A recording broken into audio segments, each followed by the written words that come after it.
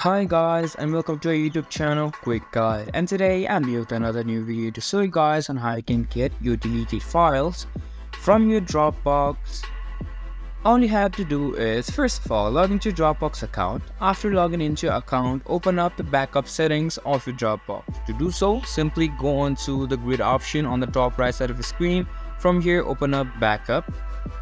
And after that, go on to this manage backup option and then open up backup settings. After that, open Dropbox, and this will open up the application of Dropbox. Here you can see that after the application opens up on your PC or your laptop, you'll be on this kind of screen. Where now you can see that this is a backed up data in my Dropbox computer. After you have loaded up this on your screen, simply scroll down until you see a option for recover files. Here you can see you can view and recover recently deleted files. Simply click on this option, and if you have deleted any kind of files, this is a way to recover them.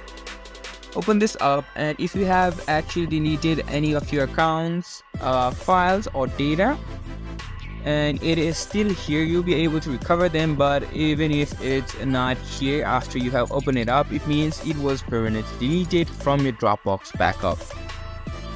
And that is how you can recover your deleted files from your Dropbox.